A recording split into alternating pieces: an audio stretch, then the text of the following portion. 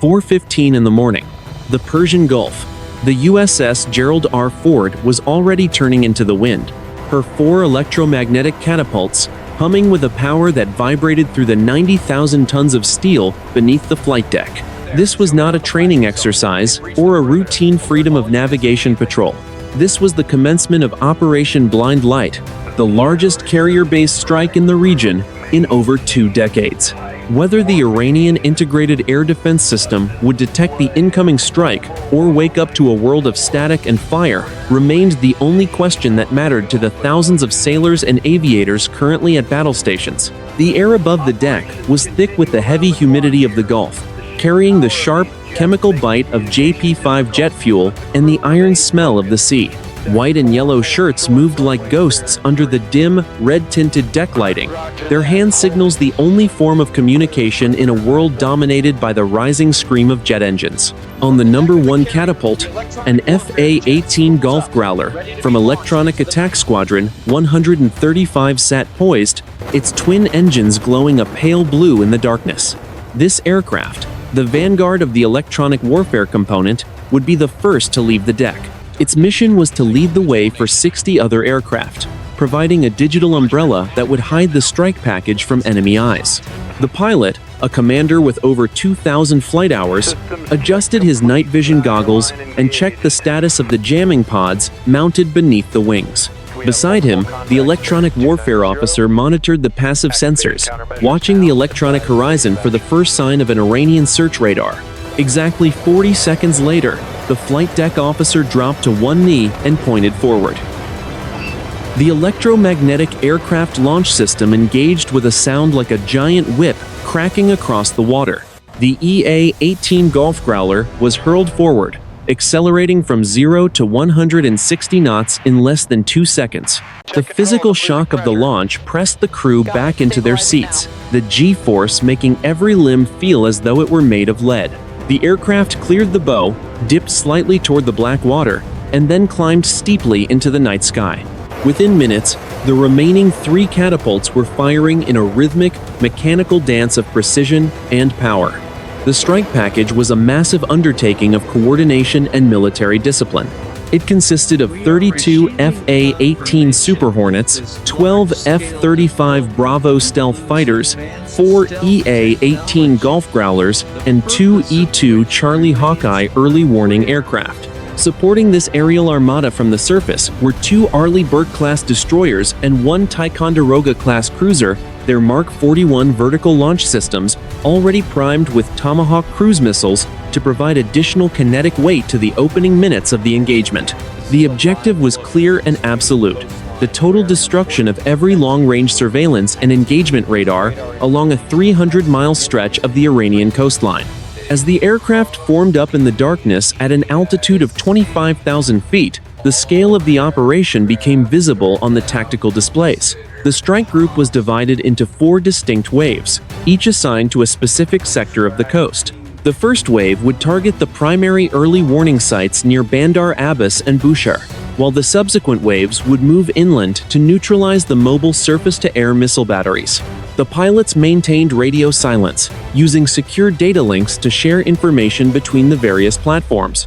The F-35 Bravo fighters, flying miles ahead of the main force, acted as the eyes of the fleet, their advanced sensor suites mapping the enemy's electronic order of battle in real time. Below them, the Persian Gulf was a flat, dark mirror. The only lights visible were the occasional flares from oil platforms and the dim navigation lights of neutral tankers, unaware that a massive aerial engagement was about to unfold above their heads. The temperature on the flight deck remained a steady 88 degrees, but in the cockpits, the pilots felt the chill of the high-altitude air and the heavy weight of the mission ahead. This was the moment of maximum vulnerability, where the strike package was concentrated and moving toward the most heavily defended airspace in the Middle East. At 4:35 in the morning, the E-2 Charlie Hawkeye reached its station 100 miles off the coast. The massive radar dome atop the aircraft began its rotation, sending out pulses that would coordinate the entire battle space. On the screens of the tactical controllers, the Iranian coastline appeared as a jagged line of potential threats. Thousands of radar technicians and missile operators on the ground were currently manning their posts, unaware that the first wave of American aircraft was already less than 12 minutes from the coast. The trap was set, the weapons were armed, and the first phase of the campaign was officially underway. 4:40 in the morning, the dark expanse of the North Arabian Sea and the high-altitude corridors leading toward the Iranian coast. The Alpha Strike package was now fully formed, a lethal geometry of 60 aircraft moving with the cold precision of a single organism. To an observer on the ground, the sky would have appeared empty, but the electronic reality was far different. Leading the formation were 12 F-35 Bravo stealth fighters, their jagged, radar-absorbent airframes designed to be invisible to the very systems they were sent to destroy. They flew in 3 separate 4-ship divisions, staggered in altitude and distance to maximize their sensor coverage. The air inside these cockpits was cold and pressurized, smelling of ozone and the sterile scent of recycled oxygen, while the pilots sat encased in flight suits that cost more than a high-end sports car. Their helmets projected a 360-degree view of the battlefield directly onto their visors, turning the darkness of the night into a digital map of threats and targets. Behind the stealth screen came the heavy hitters of the strike, 32 FA-18 Super Hornets. These aircraft were the workhorses of the carrier air wing, their wings heavy with a diverse array of precision-guided munitions. Each fighter carried a mix of AIM-120 advanced medium-range air-to-air missiles for self-defense and AGM-88 HARM missiles for the suppression of enemy air defenses. Some were loaded with joint standoff weapons, gliding bombs capable of hitting a target from 60 miles away with a margin of error measured in inches. The pilots of these aircraft maintained a tight formation, their eyes scanning the green and blue glow of their multi-function displays. They were professional, disciplined, and silent, following a mission plan that had been briefed and rehearsed until it was muscle memory. In the center of this airborne armada were the 4 EA-18 Golf Growlers, the most sophisticated electronic warfare platforms in the world. These aircraft did not carry heavy bombs. Instead, they carried high-powered jamming pods that could overwhelm enemy radar with a wall of white noise. The electronic warfare officers in the back seats were currently monitoring the electromagnetic spectrum, identifying the specific frequencies used by the Iranian Coastal Defense Network. They were the digital shield of the Alpha Strike, tasked with ensuring that even if the stealth fighters were detected, the enemy would be unable to lock their missiles onto a single American aircraft. The vibration of the jamming equipment was a constant, low-frequency thrum that resonated through the airframe, a physical reminder of the invisible power they were projecting into the night. Coordinating this entire operation from the rear were 2 E-2 Charlie Hawkeye early warning aircraft. From their position 100 miles behind the main strike group, their massive rotating radar domes scanned the horizon for hundreds of miles. Inside the cramped, windowless cabins, tactical controllers sat before glowing consoles, managing the movement of every aircraft in the package. They were the eyes and ears of the commander of the carrier air wing, responsible for ensuring that the 60 aircraft remained in their assigned corridors, and that any unexpected enemy movement was identified and countered within seconds. The air in the Hawkeyes was thick with the heat of the computer processors, and the quiet, professional chatter of the controllers as they updated the common tactical picture. To round out the 60-ship package, 10 additional support assets, including aerial refueling tankers and dedicated search and rescue helicopters, held their positions further out at sea. The tankers provided the necessary fuel for the shorter-ranged fighters to complete their mission and return to the carrier, while the helicopters stood ready to recover any pilot who might be forced to eject over the water. This was the reality of a modern military campaign. It was not just about the fighters at the front, but the massive, integrated logistics and support network that kept them in the air and gave them the advantage over any adversary. By 4:55 in the morning, the lead F-35 Bravo fighters were crossing the 24th parallel, entering the outer edges of the Iranian maritime exclusion zone. The mission was now entering its most critical phase. The transition from a transit flight to a combat engagement was marked by the clicking of master arm switches and the final verification of target coordinates. Every pilot knew their specific objective. a designated radar site, a command and control bunker, or a surface-to-air missile battery. The systematic destruction of the Iranian coastal defense network was no longer a plan on a whiteboard. It was a physical reality moving at 800 kilometers per hour through the pre-dawn sky. The environment around the strike package began to change as they neared the coast. The deep black of the open ocean was replaced by the faint, shimmering lights of coastal towns and the orange glow of industrial facilities.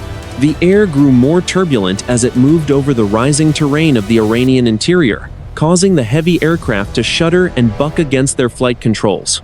Despite the physical strain and the mounting tension, the discipline within the formation remained absolute.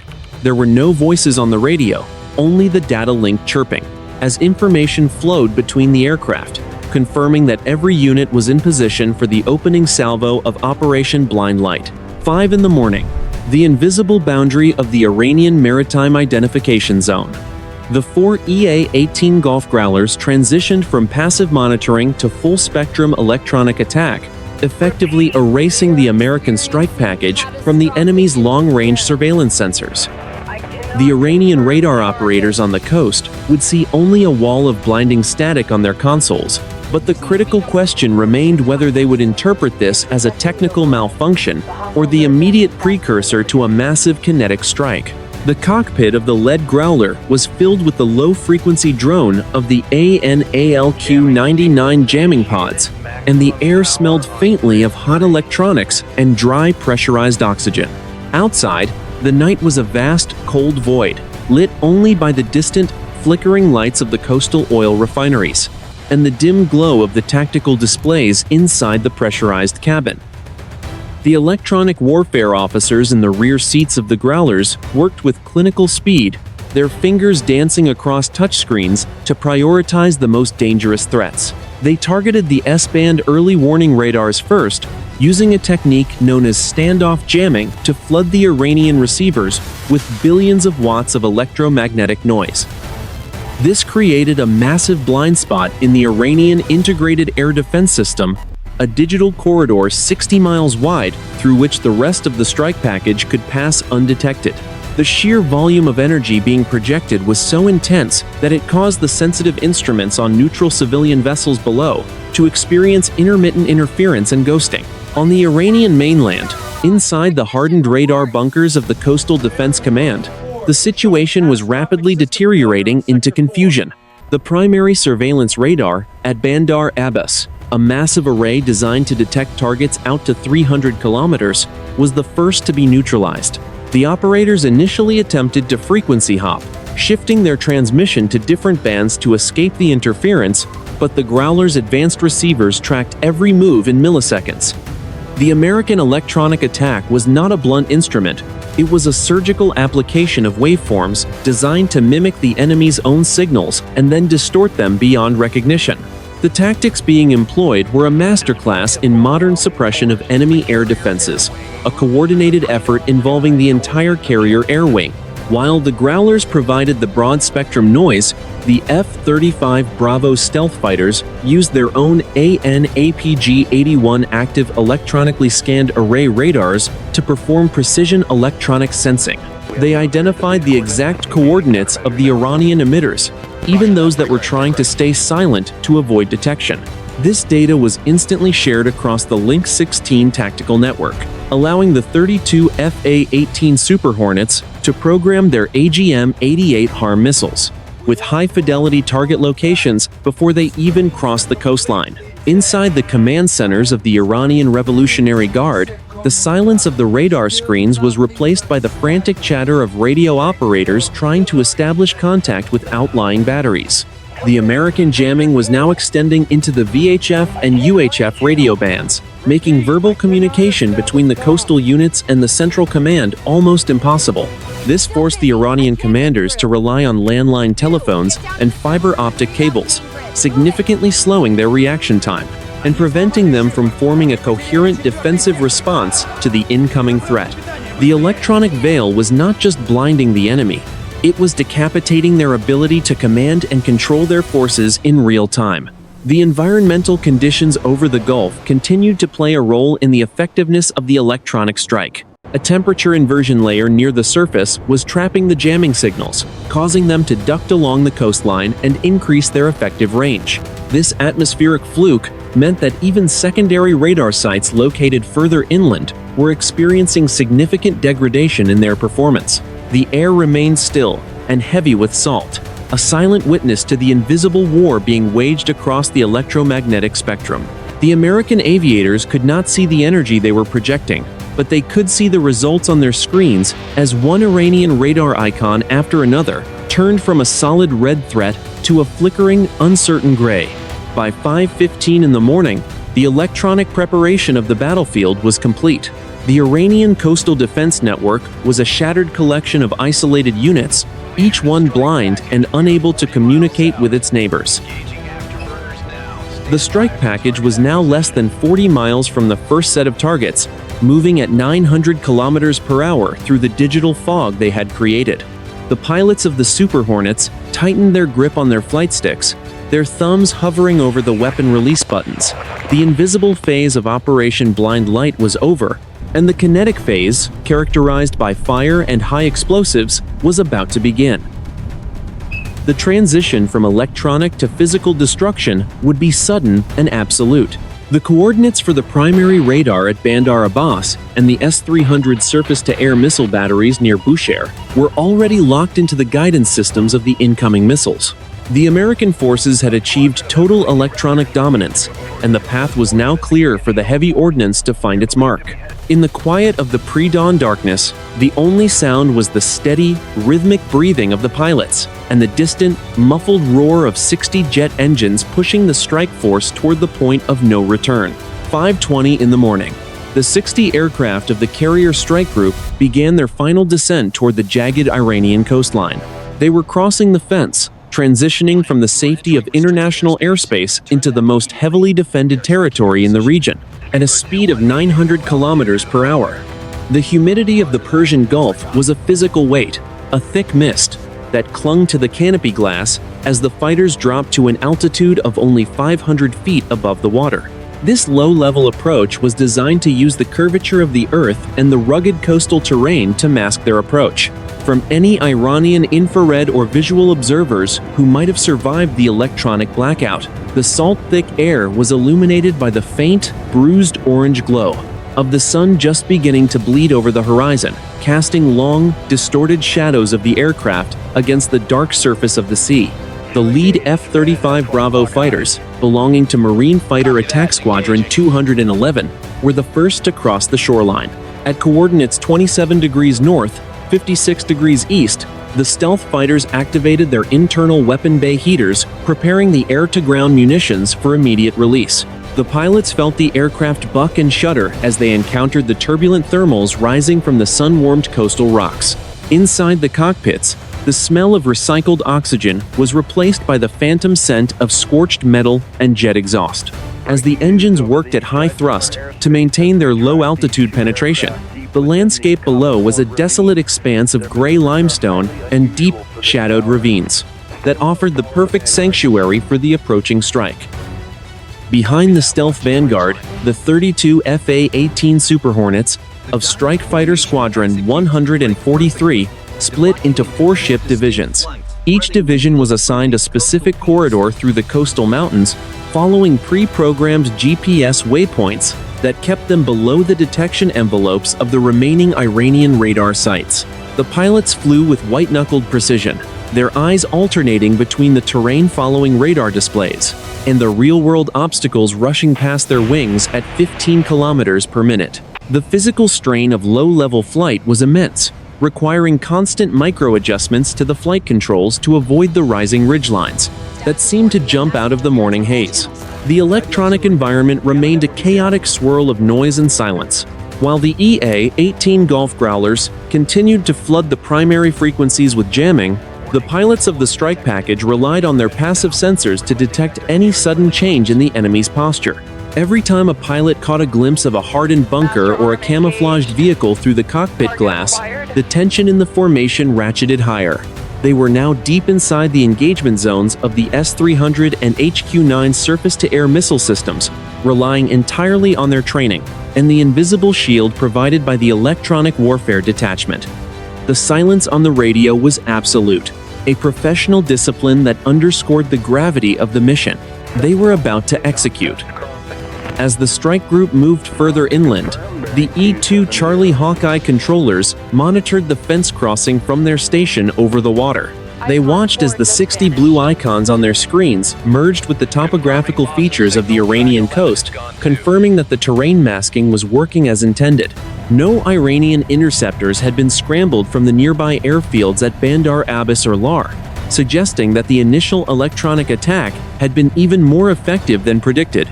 The Iranian military was currently a blind giant, unaware that 60 high-performance aircraft were currently threading through its mountain passes, carrying enough ordnance to reset the regional balance of power in a single morning. The transition from the sea to the land brought a change in sensory input for the crews. The steady drone of the engines over the water was replaced by the sharp, echoing roar of the jets, reflecting off the canyon walls. The light was changing rapidly now, the pre-dawn gray giving way to a harsh, bright yellow that caught the edges of the aircraft and made them visible to anyone looking up from the ground. The air temperature was rising, and the smell of the desert dust, dry stone, and distant wood smoke seeped into the cockpits through the environmental control systems. They were less than 5 minutes from the primary target complexes, and the window for a peaceful resolution had slammed shut. In the final seconds of the fence crossing, the mission commander aboard the lead FA-18 Super Hornet checked the status of the entire package via the data link. Every aircraft was in position. Every weapon system was green. The coordination between the 60 aircraft, the carrier strike group, and the supporting destroyers remained flawless. At 5:28 in the morning, the order for the first kinetic engagement was transmitted through the secure network. The crossing was complete, the targets were in sight, and the systematic dismantling of the Iranian coastal defense network was about to move from the digital realm into the world of fire and steel. 5:30 in the morning. The jagged ridgelines of the Zagros Mountains near the Iranian port of Bushehr, the suppression of enemy air defenses phase of Operation Blind Light began with a series of coordinated electronic signatures that tricked the remaining Iranian sensors into revealing their exact positions. While the electronic warfare aircraft continued their wide-area jamming, the 32 FA-18 Super Hornets initiated a tactic known as a destruction of enemy air defenses mission. They were hunting the S-300 and HQ-9 surface-to-air missile batteries that formed the inner ring of the coastal defense network. The pilots operated with a calculated, professional aggression, using their onboard sensors to triangulate the brief, frantic pulses of energy from Iranian radars, attempting to find a target through the American jamming. The air in the narrow mountain passes was cold and thin, but inside the cockpits, the heat from the high-performance computers and the physical exertion of low-altitude maneuvering kept the pilots in a state of high-alert readiness.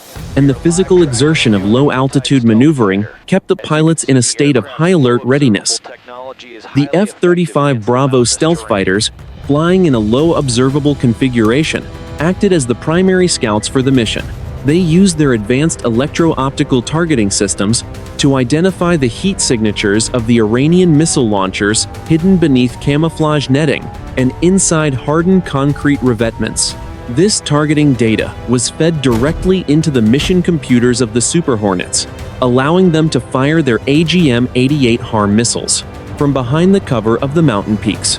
At coordinates 28 degrees north, 50 degrees east, the 1st Division of fighters reached their release point.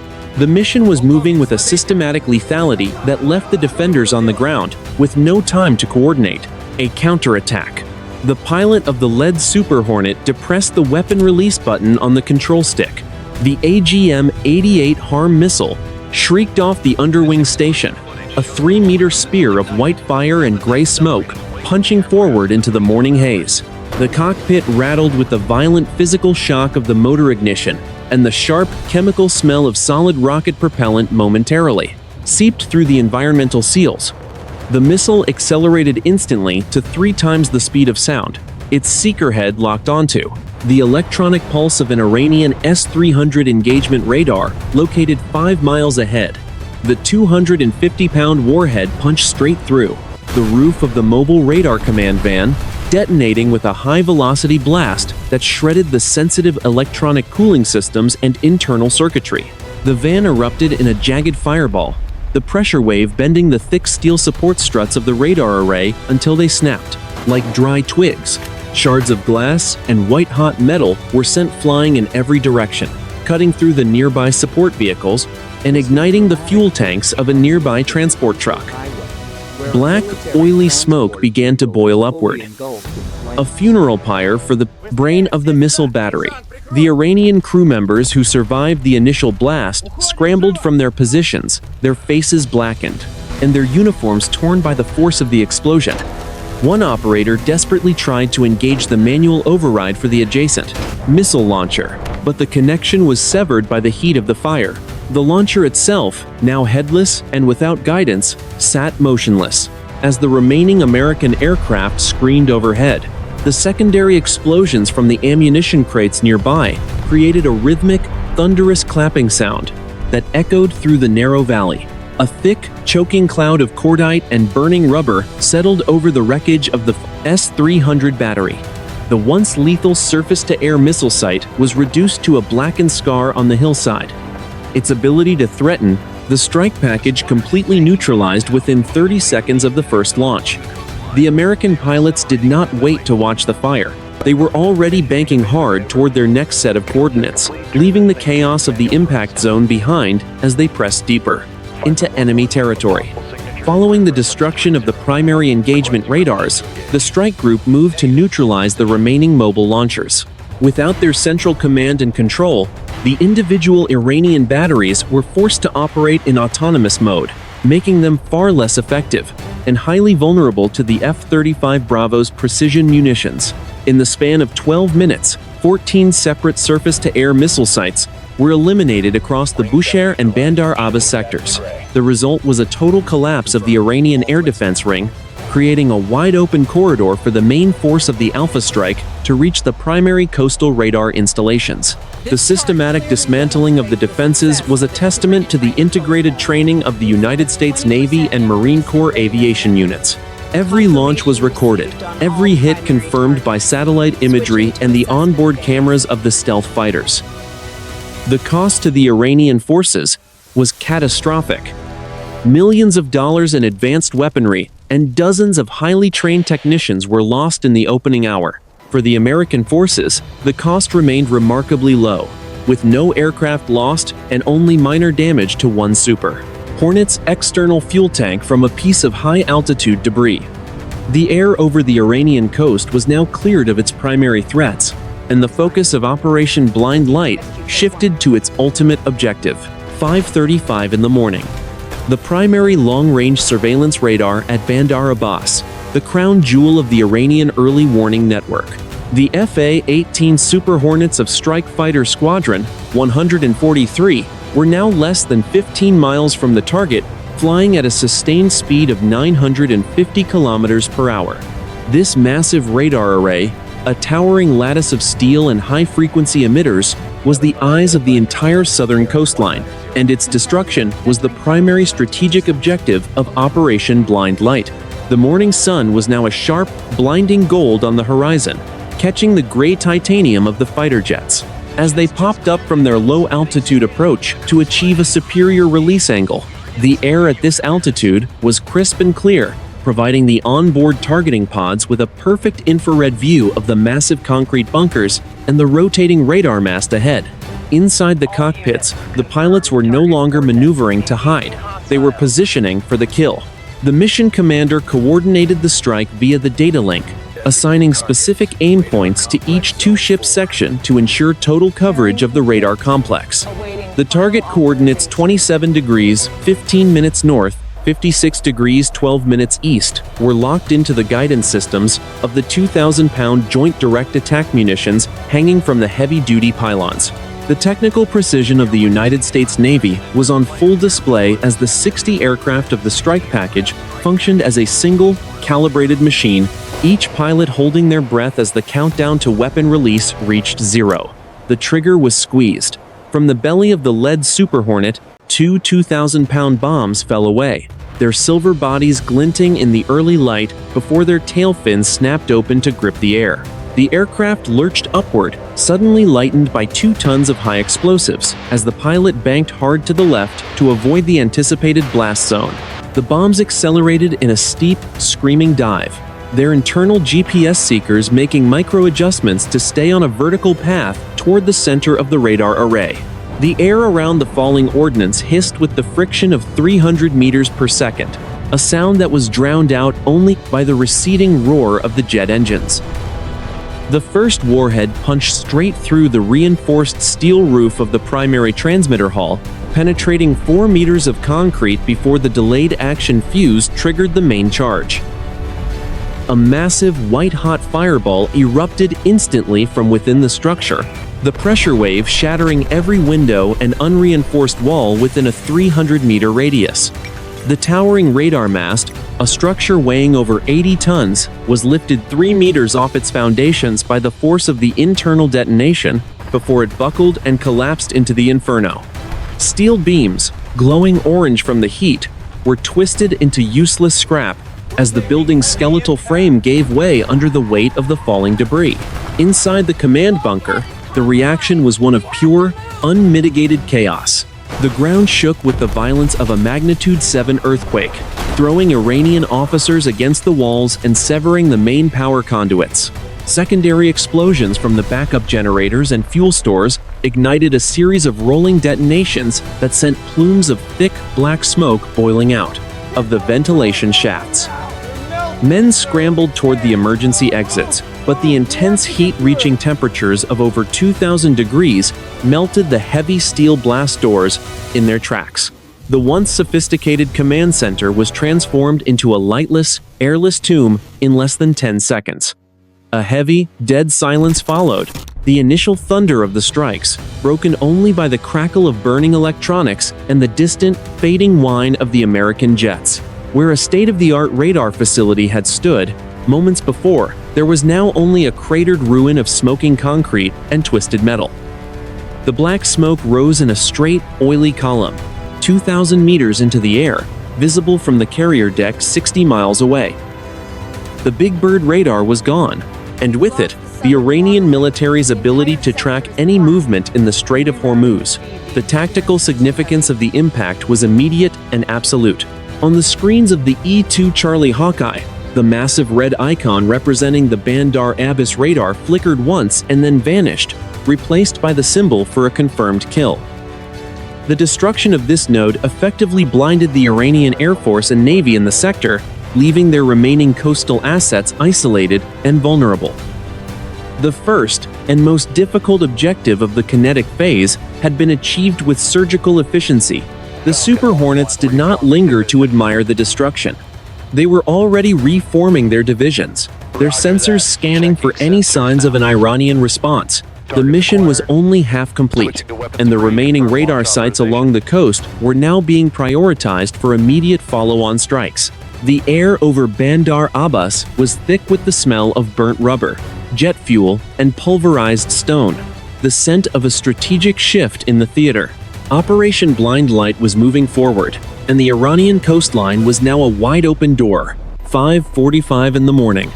The second wave of FA-18 Super Hornets from Strike Fighter Squadron 81 pushed east toward the secondary radar nodes. The mission was no longer a series of isolated engagements, but a systematic erasure of every electronic eye along the northern coast of the Strait of Hormuz. The morning light was now a hard, brilliant white, reflecting off the salt flats and the shallow, turquoise waters of the Iranian coastline.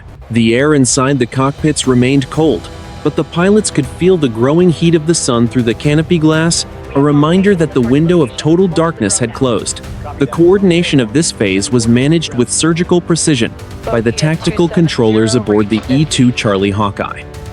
They directed 16 Super Hornets toward 4 primary clusters of coastal surveillance sites. located at Keshem Island, Jask, and the heights overlooking the Bandar Langa harbor. To saturate these defenses, the Carrier Strike Group commander authorized the use of 16 Tomahawk cruise missiles launched from the Mark 41 vertical launch systems of the destroyer USS Mason.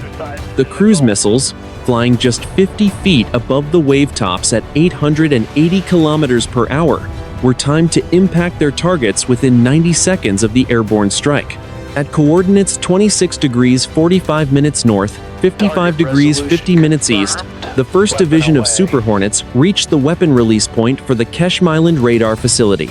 This site was a secondary surveillance node, but it provided critical low-altitude coverage for the entrance to the strait. The pilot of the lead aircraft selected 2 GBU 38 500-pound Joint Direct Attack munitions. With a steady thumb, he depressed the release button, feeling the familiar twin thuds as the heavy ordnance separated from the wing pylons.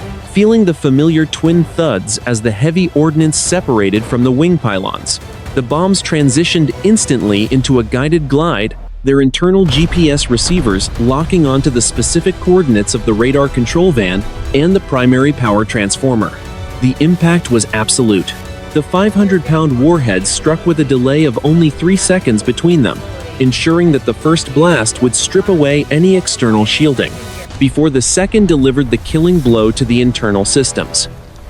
A dual column of fire and pulverized concrete rose 200 feet into the air, the shock wave shattering the nearby observation towers. Within minutes, similar reports began to flow across the data link from Jask and Bandar Lenge. The Tomahawk cruise missiles found their marks with terrifying accuracy, their 1,000-pound warheads turning reinforced bunkers into jagged piles of smoking rubble. The tactics employed were designed to prevent any attempt at repair or reconstitution of the radar network.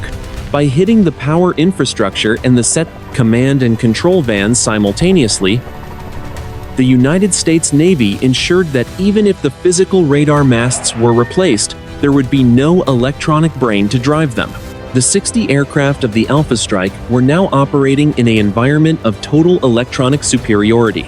No Iranian surface-to-air missile batteries remained active in the sector, and the few remaining mobile units were too terrified to activate their radars, knowing that a GBU-38 would find them within seconds of their first transmission.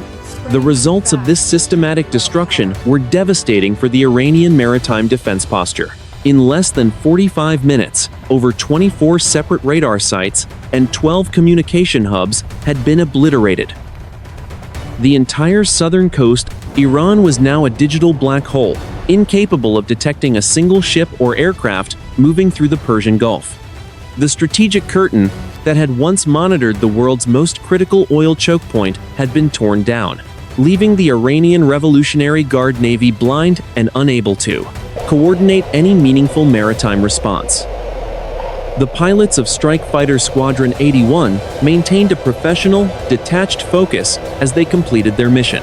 They observed the secondary explosions and the rising plumes of black smoke that now dotted the horizon for over 200 miles. The smell of the desert, dry, dusty, and scorched, was now a constant presence in the cockpits as they orbited the impact sites to perform battle damage assessment. They saw small groups of Iranian personnel fleeing the burning facilities, their vehicles kicking up long trails of dust as they raced toward the safety of the interior. There was no joy in the destruction, only the grim satisfaction of a plan executed exactly as briefed. By 6:15 in the morning, the second wave had completed its objectives and began its egress toward the refueling tracks over the Central Gulf.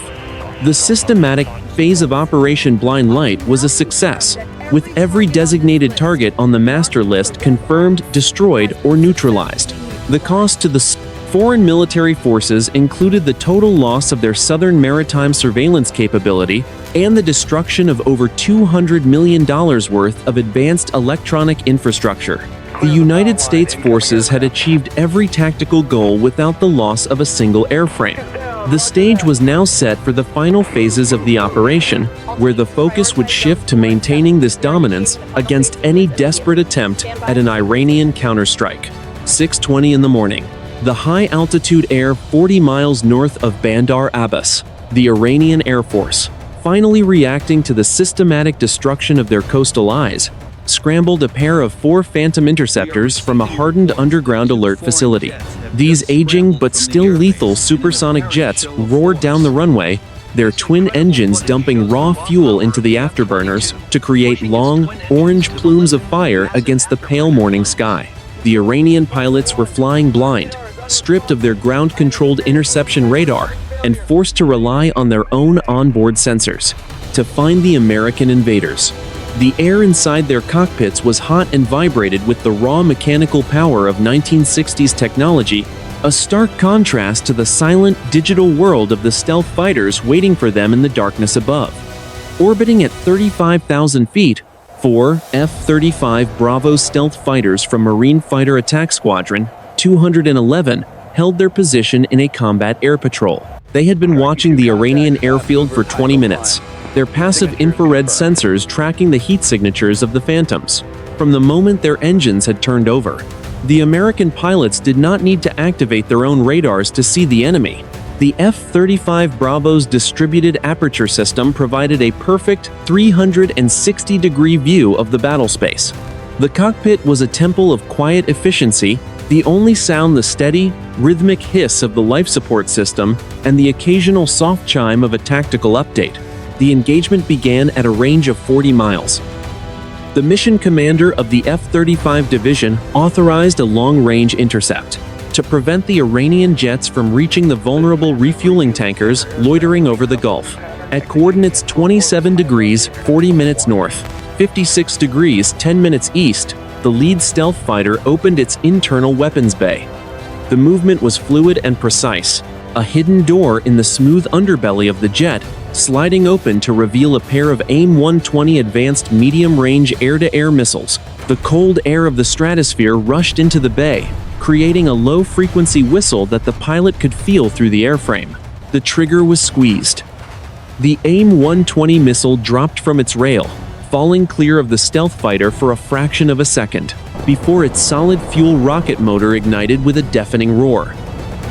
A column of white fire punched backward, accelerating the missile to 4 times the speed of sound in less than 5 seconds. The heat from the exhaust washed over the F-35's fuselage, leaving a faint, shimmering trail of distorted air as the weapon climbed toward its target. The pilot watched the digital timer on his visor count down the seconds to impact, his hands steady on the controls as he maintained his stealthy profile. The missile warhead punched straight through the starboard engine intake of the lead Iranian 4 Phantom, the 15-pound blast fragmentation charge detonating instantly upon contact. The explosion was a jagged flash of white light that severed the aircraft's spine and sent the right wing spinning into the void.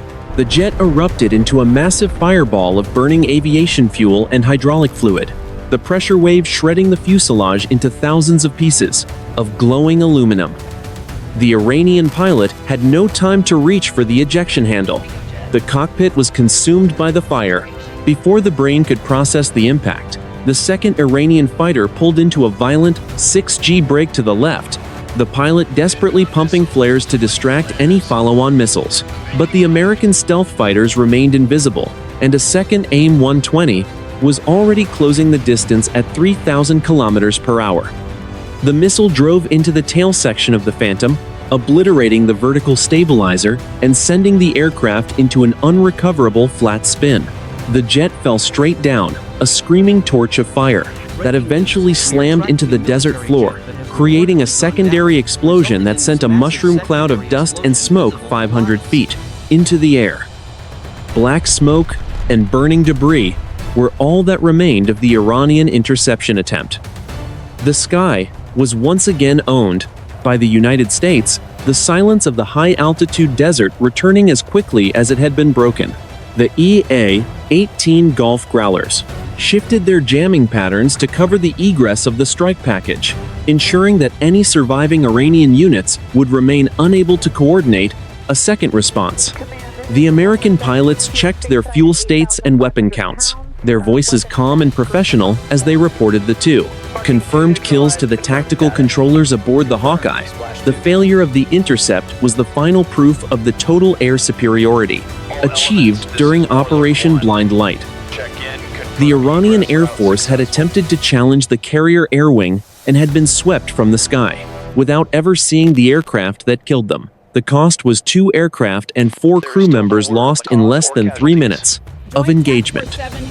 For the United States, the victory was absolute, cementing the fact that the coastal radar network was not the only thing the Iranians had lost this morning. The way was now clear for the strike group to begin the long journey back to the USS Gerald R. Ford. 6:45 in the morning, the central Persian Gulf. The 60 aircraft of the Alpha Strike package were now clear of the Iranian coastline, moving in a massive, coordinated egress toward the safety of the carrier strike group. The sun was fully above the horizon now, a harsh, unforgiving light that turned the surface of the Gulf into a shimmering sheet of hammered brass. The tension that had defined the penetration of enemy airspace was replaced by the disciplined focus of the recovery phase. Pilots checked their fuel gauges and weapon status, their voices finally breaking the radio silence to coordinate with the overhead tankers. The air at 20,000 feet was cold and dry, a stark contrast to the sweltering, salt-heavy atmosphere waiting for them on the flight deck of the USS Gerald R. Ford. The first priority for the returning strike group was aerial refueling. Several large tankers, escorted by a division of F-22 Raptors from an air base in the region, held their stations 50 miles off the coast. The FA-18 Super Hornets, many of them low on fuel after the high-speed maneuvers of the strike, lined up in precision formations behind the tankers.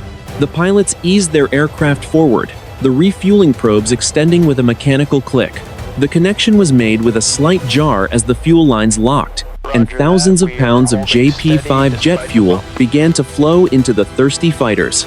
The smell of the cockpit, a mix of sweat, dry oxygen, and the faint metallic tang of the electronics, seemed to intensify as the pilots focused on the delicate task of maintaining position just feet away from the massive tanker. Providing a defensive shield for the recovery was the cruiser screen of the carrier strike group. The Ticonderoga-class cruiser and 2 Arleigh Burke-class destroyers had moved closer to the foreign military maritime border, their ANSPY-6 radars scanning the skies for any signs of a retaliatory strike. The Aegis combat systems were fully integrated with the E-2 Charlie Hawkeye, creating a multi-layered defensive bubble that extended for hundreds of miles. The sailors in the combat information centers of the ships sat before glowing blue consoles, their headsets filled with the professional chatter of the air controllers, managing the dense traffic of 60 returning aircraft. The sea around the ships was a deep, dark blue, churned into white foam by the wake of the 30-knot transit. On the flight deck of the aircraft carrier, the recovery process was a masterpiece of industrial-scale logistics. The yellow shirts and blue shirts of the deck crew moved with practiced urgency, clearing the landing area and preparing the advanced arresting gear for the first arrivals. The electromagnetic aircraft launch system had been reset, and the 4 wires of the arresting gear were checked and double-checked. The air on the deck was nearly 100 degrees now, thick with the smell of burnt rubber from the tires of previous landings, and the constant, deafening roar of the ship's own defensive systems. The first aircraft to recover were the electronic warfare jets. Their mission complete. One by one, they entered the landing pattern, their tailhooks extending as they lined up for the final approach. The pilot of the lead jet adjusted his glide slope, the meatball on the optical landing system guiding him toward the deck. With a sudden, violent deceleration, the aircraft slammed onto the flight deck at 150 knots, the arresting wire stretching to its limit before bringing the 20-ton jet to a complete stop in less than 300 feet. The pilot taxied clear, his canopy opening to the rush of hot, humid regional air as the next fighter in the pattern began its descent. The recovery of 60 aircraft was a process that took nearly an hour of continuous operations. Each landing was a high-stakes maneuver, requiring perfect coordination between the pilots, the landing signal officers, and the deck crews. Despite the exhaustion of the 3-hour mission, the discipline remained absolute. There were no cheers or celebrations. There was only the systematic movement of aircraft to their designated parking spots and the immediate commencement of post-flight inspections. The mechanics and ordnancemen swarmed over the jets as soon as the engines were shut down, checking for battle damage and recording the mission data from the onboard computers. By 7:50 in the morning, the last stealth fighter had touched down, its stealthy skin shimmering with the heat of the morning sun. The flight deck was now a crowded landscape of gray steel and high-performance machinery. The 60 aircraft of the strike once again safely tucked into their slots. The mission was a resounding success, but the work of the carrier strike group was far from over. As the pilots climbed down from their cockpits, their flight suits soaked with sweat and their eyes red from the strain of the mission, the focus of the command staff shifted toward the final analysis of the morning's work. The recovery was complete, but the strategic impact of Operation Blind Light was only beginning to be understood. 8:30 in the morning, the Combat Information Center of the USS Gerald R. Ford. The atmosphere inside the windowless, blue-lit command center was one of quiet, professional intensity. The air was cool and dry, smelling of ozone and the faint, bitter scent of industrial coffee.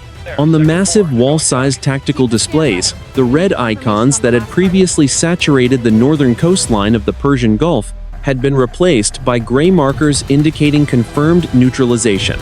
The battle damage assessment phase of Operation Blind Light was now 85% complete, and the results were an absolute validation of the United States Navy's integrated strike doctrine. The commanding officer of Carrier Strike Group 12 stood at the central console, his eyes scanning the high-resolution satellite imagery being downlinked in real time from orbital assets passing over the Iranian littoral. The report was a systematic list of catastrophic failure for the Iranian coastal defense network. At the primary target complex in Bandar Abbas, the long-range surveillance radar was confirmed as a total loss. The 2,000-pound Joint Direct Attack munitions had achieved direct hits on the transmitter hull and the primary power substation, leaving the site a cratered ruin of twisted steel and scorched concrete.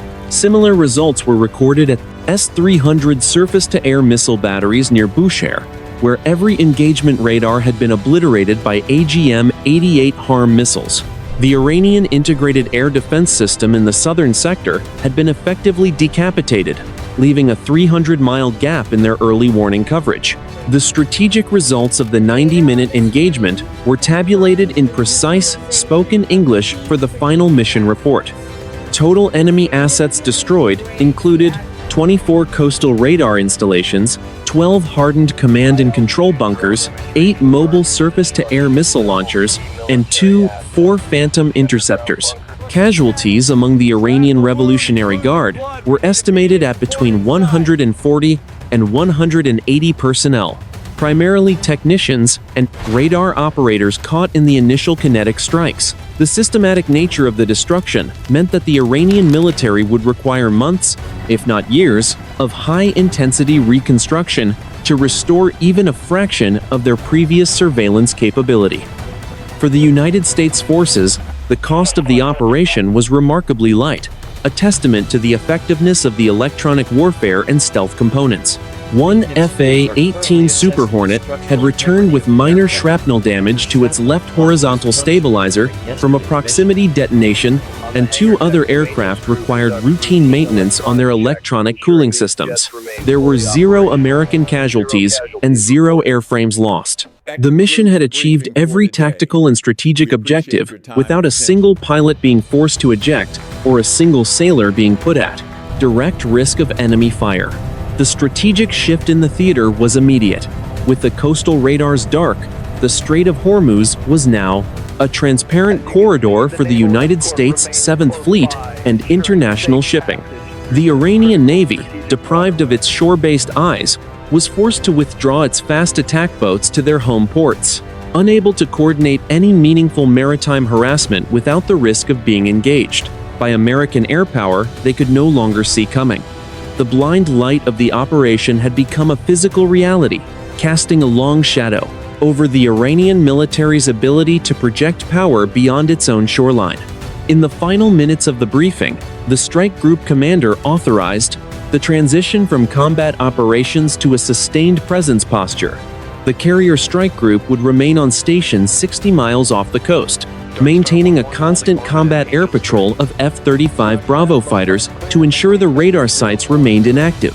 The message sent to the regional actors was clear and unambiguous. The United States possessed the capability to dismantle a sophisticated national defense network in less than 2 hours, and the professional discipline of its forces remained the gold standard for modern conflict. As the morning sun climbed higher over the Persian Gulf, the flight deck of the USS Gerald R. Ford returned to a state of modified readiness. The 90,000 tons of steel continued its steady transit through the deep blue water, a silent but overwhelming presence on the horizon. The pilots who had flown the mission were now in debriefing rooms or catching a few hours of hard-earned sleep, while the thousands of sailors who supported them continued their work with the same quiet efficiency they had shown since the first catapult shot at 4:15. Operation Blind Light was officially concluded, and the regional balance of power had been reset with the precision of a scalpel and the weight of a hammer.